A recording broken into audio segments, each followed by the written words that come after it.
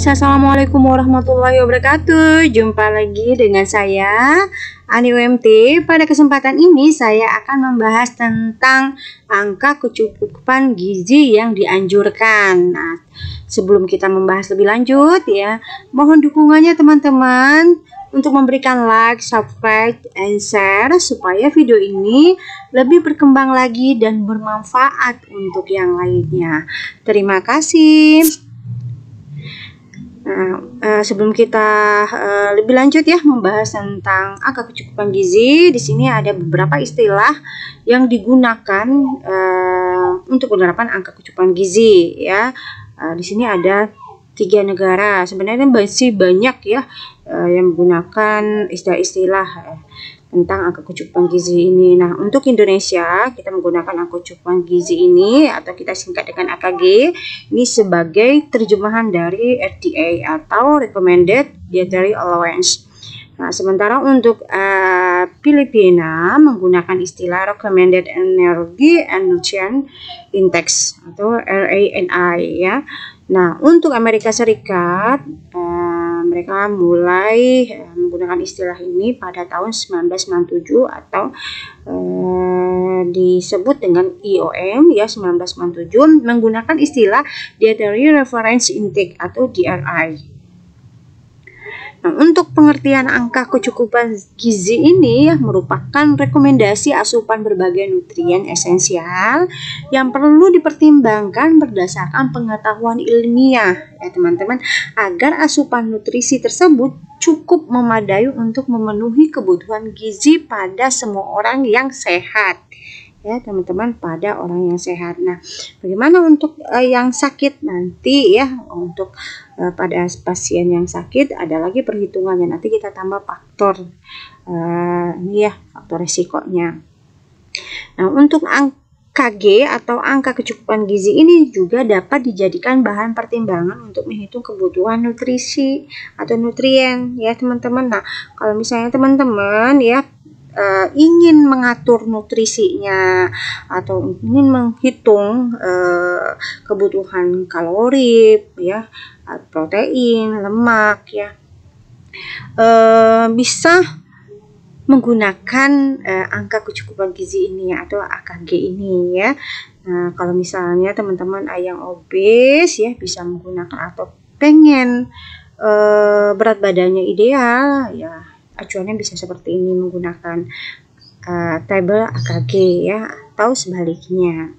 Nah, AKG juga merupakan suatu kecukupan rata-rata zat gizi setiap hari bagi semua orang menurut golongan umur, jenis kelamin, ukuran tubuh, aktivitas tubuh ya, untuk mencapai derajat kesehatan yang optimal.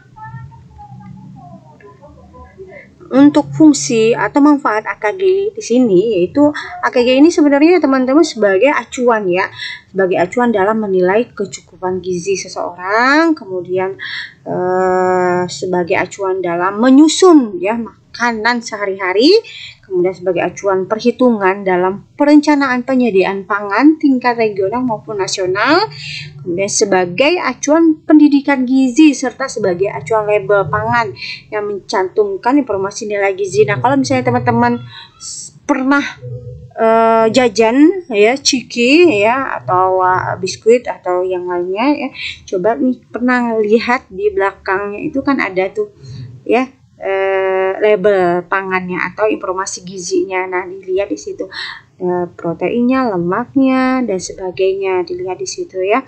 Nah, disinilah patokannya untuk menghitung angka kecukupan gizinya. Angka kecukupan gizi di sini berguna sebagai patokan dalam penilaian dan perencanaan konsumsi pangan ya, serta basis dalam perumusan acuan label gizi. Nah, ada istilah angka kecukupan gizi atau kita singkat dengan AKE, dan angka kecukupan protein itu AKP ya. Selanjutnya berkembang lagi menjadi angka kecukupan energi AKE, angka kecukupan protein AKP, angka kecukupan lemak AKL, angka kecukupan karbohidrat AKK, dan angka kecukupan serat makanan AKS. Nah, untuk energi ya di sini tentang energi ini merupakan salah satu hasil metabolisme karbohidrat, protein, dan lemak. Ya, energi berfungsi sebagai zat tenaga untuk metabolisme, kemudian pertumbuhan, pengaturan suhu, dan kegiatan fisik. Ya, ketika kita mau melakukan aktivitas fisik maupun berat maupun ringan ya. Nah, kelebihan energi biasanya disimpan dalam bentuk glikogen sebagai cadangan energi jangka pendek. Ya, dan ya dalam bentuk lemak ya. Kalau misalnya kelebihan lemaknya itu kelebihan energinya maka akan disimpan juga sebagai cadangan jangka panjang dalam bentuk lemak. Nah, sementara yang protein ini ya atau asam amino esensial berfungsi terutama sebagai katalisator, kemudian pembawa, pergerak, pengatur ekspresi genetik ya, neurotransmitter, penguat struktur, dan penguat imunitas ya, atau zat pembangun ya teman-teman, yang pernah kita bahas pada minggu kemarin ya, minggu sebelumnya. Nah, sementara lemak atau lipid merupakan komponen struktural dari semua sel-sel tubuh yang dibutuhkan oleh ratusan bahkan ribuan fungsi fisiologis tubuh. Nah, ini ya menurut McGood and Berman 2011. Nah, untuk sistem saraf pusat kaya dengan turunan 2 asam lemak ya. Di sini ada asam lemak esensial yaitu asam lemak linoleat dan asam alfa linoleat. Untuk asam linoleat ini merupakan asam lemak tak jenuh ya majemuk yang tersusun dari rantai 18 atom karbon, teman-teman. Nah, asam linoleat juga merupakan asam lemak omega 6 ya tak jenuh ganda dan merupakan salah satu dari 2 asam lemak esensial bagi manusia. Sementara asam alfa linoleat ini adalah suatu jenis asam lemak esensial N3 atau ya kita kenal dengan omega 3 LEA ya. Nah, ditemukan dalam berbagai jenis ya biji-bijian dan minyak ya, termasuk biji flax, kenari, chia, rami, dan minyak nabati lainnya ya teman-teman. Nah, asam lemak omega 3 ini ya antaranya adalah asam lemak tak jenuh ganda ya, asam lemak esensial juga. Nah, sementara yang karbohidrat merupakan salah satu zat gizi makro yang kita bahas minggu kemarin ya teman-teman ya. Nah, karbohidrat ada yang dapat dicerna dan oleh tubuh sehingga menghasilkan glukosa dan energi, dan ada pula karbohidrat yang tidak dapat dicerna yang berguna sebagai serat makanan. Nah, kebutuhan nutrisi yang kita butuhkan sehari-hari di sini ada beberapa. Pertama itu adalah kebutuhan dasar. Nah, untuk kebutuhan dasar yaitu energi, protein, lemak, karbohidrat, serat, dan air. Nah, untuk kebutuhan vitamin ya kita memerlukan berbagai macam vitamin, di antaranya vitamin A, D, E, K, B1, B2, B3, B5, B6, folat, B12, biotin, kolin, dan vitamin C. Nah, untuk kebutuhan mineral kita itu membutuhkan kalsium, fosfor, magnesium, natrium, kalium, mangan ya, tembaga, kromium, besi, iodium, seng, selenium, dan fluor. Nah, cara penggunaan AKG ya, di sini ada tutorialnya nanti ya teman-teman ya. Nah, ini tahap-tahapnya. Lihat tabel AKG pada usia dan jenis kelamin seseorang individu yang ingin dipelajari. Nah, kalau misalnya teman-teman berusia 20 tahun, jadi 20 tahun berjenis kelamin perempuan, jadi yang teman-teman lihat itu ada jenis kelaminnya dan usianya. Kemudian ditarik lurus ya ke kanan. Nah, untuk selanjutnya itu perhatikan berat badannya ya. Jika berat badan individu yang ingin diketahui kebutuhan atau kecukupan gizinya berbeda dengan berat badan di tabel AKG, maka lakukan koreksi berat badan. Jadi harus dilakukan koreksi kecuali misalnya berat badannya sudah sesuai dengan tabel. Nah, berat badan seseorang tersebut yang akan kita hitung ya berat badannya atau nutrisinya. itu sesuai dengan angka kecukupan gizi tabelnya, maka tidak perlu dilakukan koreksi. Kemudian hitung kecukupan atau kebutuhan energi dan zat gizi berdasarkan berat badan yang telah dikoreksi. Nah, ini ya teman-teman tabelnya. Nah, kalau misalnya kita seorang perempuan ya usia 20 tahun, jadi yang sini seorang perempuan usia 20 tahun, jadi di antara 19 tahun hingga 29 tahun ya. Nah, kalau misalnya berat badannya sudah sesuai ya, misalnya di sini 54 berat badannya berat badannya berarti udah sesuai ya teman-teman, 54. Nah, kalau misalnya kita pengen menghitung energinya ya, tinggal kita tarik ya. Kalau misalnya udah sesuai berarti energinya 2250, kemudian proteinnya 57, kemudian lemaknya ya, lemak total ini omega 6, ini omega 3-nya, kemudian ini karbohidratnya. Kalau misalnya berat badannya sudah sesuai. Nah, bagaimana kalau misalnya berat badannya tidak sesuai? Nanti kita ada contoh-contohnya ya teman-teman ya, untuk soal-soalnya bagaimana perhitungan koreksi berat badan. Nah, selanjutnya dihitung kebutuhan karbohidrat, ya, lemak dan proteinnya. Nah, ini angka kecukupan gizi vitamin larut lemak dan vitamin larut air yang dianjurkan untuk orang Indonesia ya, ini per orang per hari. Yang tadi ya, misalnya perempuan 20 ya. Nah, vitamin yang dibutuhkan kalau misalnya berat badannya udah sesuai ya, sesuai dengan angka kecukupan gizi, ya udah langsung berarti 500 ya, vitamin digunakan per hari. 15 ya vitamin D, vitamin E-nya 15 dan seterusnya ya. Di sini ada bayi, ada laki-laki, ada perempuan, dan kemudian ada ibu hamil dan menyusui ya. Ini untuk ibu hamil dan menyusui, nanti selanjutnya kita akan pelajari ya, nanti ada topik pembahasannya lebih lanjut. Nah, ini angka kecukupan makro, mikro ya, yang dianjurkan untuk orang Indonesia ya. Kalsium, fosfor, magnesium, natrium, kalium, magnat, tembaga, kronium, besi, iodium, seng, selenium, dan fluor.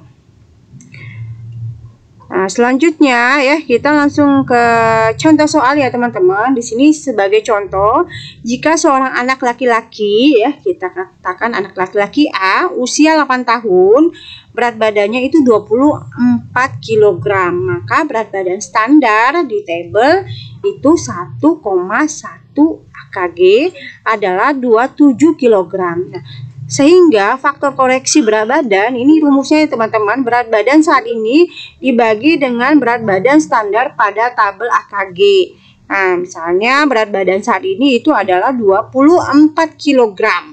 Ya, nah kita lihat berat badan standar pada tabel AKG itu 27 kg.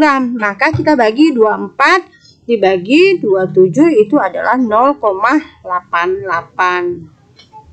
Jadi faktor koreksinya ya, faktor koreksi berat badan itu 0,88. Nah, kecukupan energi dan protein anak laki-laki A tadi usia 8 tahun adalah yang kita lihat di tabel ya, untuk kebutuhan kalorinya itu 1850 kalori.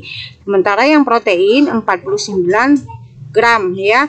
Maka kecukupan atau kebutuhan energi untuk anak tersebut adalah ya 0,88 ya dikali 1850 ya, jadi sama dengan 1628 kilokalori. Dan kecukupan atau kebutuhan proteinnya adalah 0,88. Ini faktor berat badan ya, faktor koreksi berat badan. Kemudian kebutuhan kalorinya itu 49 gram, jadi sama dengan 43 gram ya per hari untuk kebutuhan protein pada laki-laki usia 8 tahun. Contoh perhitungan yang berikutnya adalah misalnya nih, contoh lagi ya teman-teman. Joko umur 12 tahun, berat badannya 35 kg. Berapa kecukupan gizi yang dianjurkan untuk Joko? Dan berdasarkan hasil perhitungan, kebiasaan makan si Joko adalah 1500 kalori. Nah, bagaimana menurut asupan energi si Joko? Jadi di sini kita pertama kali itu harus melakukan koreksi berat badan terlebih dahulu. Koreksinya itu 35 ya berat saat ini, sementara di tabel AKG ya itu 34. Jadi hasilnya ya koreksinya 1,029. Nah, untuk kecukupan atau kebutuhan energi untuk anak tersebut si Joko itu karena ini faktor koreksinya ya 1,029 dikali ya karena dia kebutuhannya itu 2100 kalori ya, jadi hasilnya 2160 kilokalori. Nah, kebiasaan asupan energi yang dimakan sehari-hari oleh si Joko itu 1500 kilokalori. Nah, ya 1500 dibagi ya ini kebutuhannya 2160 kalori dikali 100%, maka kebutuhan asupan energi si Joko itu 69%. Nah, di sini ada efek pemenuhan hanya 69% ya teman-teman ya. Nah, karena ini kebutuhan harusnya kebutuhan kalori si Joko ini segini, ya, sementara kebiasaan makan dia itu 1500. Nah, jadi 1500 dari 2160 berarti hanya 69% yang terpenuhi. Jadi, jika kebiasaan Joko mengkonsumsi 1500 kalori diterapkan lama, maka dampaknya adalah ya si Joko akan mengalami penurunan berat badan. Nah, kalau misalnya berat badannya masih dalam kalau dari tadinya di obesitas ya, di sini kita lihat ya teman-teman ya, yang harusnya kan 34, tapi berat badan si Joko 35, berarti berat badan si Joko melebihi dari seharusnya ya dari yang ditetapkan oleh Teba. Nah, harusnya yang tidak jadi masalah kalau misalnya si Joko makan 1500 kilokalori ya untuk menurunkan berat badannya. Tapi apabila si Joko ya mengkonsumsi kalori ya energi 1500 itu dalam jangka waktu yang lama ya, maka lama-kelamaan akan mempengaruhi berat badan si Joko ya bisa lebih dari 34 ya, atau berdampak terjadi penurunan berat badan pada si Joko. Nah, hal ini baik untuk mencapai berat badan yang sesuai, tapi hanya sampai batas berat badan yang sesuai dengan AKG. Nah, jika kebiasaannya berlanjut lama akan mengakibatkan penurunan berat badan ya lebih lanjut. Kemudian contoh yang kedua, di sini ada Tati usia atau umur 21 tahun, berat badan 50 kg, dan berdasarkan hasil perhitungan kebiasaan makan Tati adalah 1950 kilokalori. Nah, bagaimana menurut asupan energi Tati ya? Bagaimana menurut teman-teman menurut asupan energi Tati? Nah, kita hitung ya teman-teman. Yang pertama, kecukupan energi yang dianjurkan, kemudian hitung protein yang dianjurkan, ketiga lemak yang dianjurkan, yang keempat karbohidrat yang dianjurkan, yang kelima serat yang dianjurkan, yang keenam air yang dianjurkan. Nah, di sini cara penyelesaiannya teman-teman ya. Nah, kita lakukan koreksi berat badan terlebih dahulu. Berat badan saat ini ya dibagi berat badan yang ada di tabel ya, sesuaikan dengan usia individu tersebut. Kemudian kecukupan atau kebutuhan energi untuk anak tersebut adalah 0,926 dikali ya, kalau di tabel itu 2250 kilokalori. Jadi hasilnya 2083 kilokalori. Nah, kebiasaan asupan energinya itu 1950 kilokalori. Nah, jadi kita lakukan koreksi lagi ya teman-teman, dari 1950 dibagi 2083 dikali 100%. Jadi kebutuhan kalorinya itu sudah mencapai 93% ya. Nah, di sini ya teman-teman, efek pemenuhan hanya 95%, berarti masih kurang sebanyak 7% dong ya teman-teman. Nah, jika kebiasaan Tati berlangsung lama, maka dampaknya ada terjadi penurunan berat badan. Jadi ya, kuncinya kita harus mengkonsumsi nutrisi ya sesuai dengan angka kecukupan gizi, sesuai yang kita butuhkan ya, sesuai dengan usia ya, jenis kelamin, usia kita juga sesuai. Nah, kalau misalnya berlebihan, maka akan mempengaruhi peningkatan berat badan. Kalau misalnya berkurang kalorinya, ya, tidak sesuai dengan angka kecukupan gizi, maka akan mengakibatkan penurunan berat badan. Nah, selanjutnya untuk protein yang dianjurkan, ya, jawaban yang kedua, di sini protein dianjurkan itu 0,926 dikali 5 gram, ya, sama dengan 51 gram. Nah, untuk lemak yang dianjurkan, ini lemak total, ya, langsung dikalikan aja teman-teman, 0,926 ya dikali 57, 69 gram. Nah, yang lemak omega 6, ya, nah langsung 12,0, ya, 11,1. Lemak omega 3 nya 0,926 dikali 1,1 gram, jadi 1,0 gram, ya. Sementara yang karbohidrat yang dianjurkan itu 0,926 dikali 309 gram, ya, 286 gram. Nah, serat yang dianjurkan itu 0,926, ya, 32 gram, ya, 29 gram. Air yang dianjurkan, ya, 0,926 dikali 2300 mili. Jadi yang harus dikonsumsi, ya, tadi itu 2129 mili per hari. Nah, oke, baik teman-teman, segitu saja pembahasan kita untuk angka kecukupan gizi. Kita udah masuk ke pre dan post test, ya. Di sini ada 6 soal, silakan teman-teman kerjakan dengan tulis tangan, ya. Kemudian dipindahkan ke PDF atau dokumen. Kemudian dikirim ke kelas Edmodo, ya, teman-teman. Nah, di sini juga ada tugas latihan, teman-teman, ya. Ini tugas latihannya itu juga individu, bukan tugas kelompok. Nah, di sini soalnya Rika umur 18 tahun, berat badan 45 kg, dan hitung beberapa kecukupan energi dan protein. Kemudian lemak, karbohidrat, serat, air dan airnya yang dikonsumsi oleh Rika, ya. Kemudian bila rata-rata asupan energi hari adalah 1700 kilokalori, proteinnya 40 gram, kemudian hitung pula persentase pemenuhannya, ya.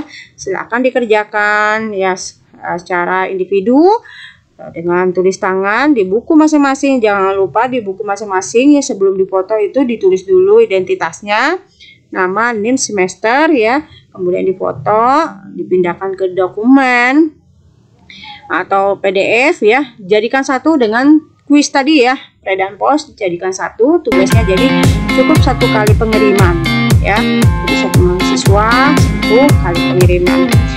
Mungkin ini saja yang dapat saya sampaikan, ya. Lebih dan kurangnya saya mohon maaf.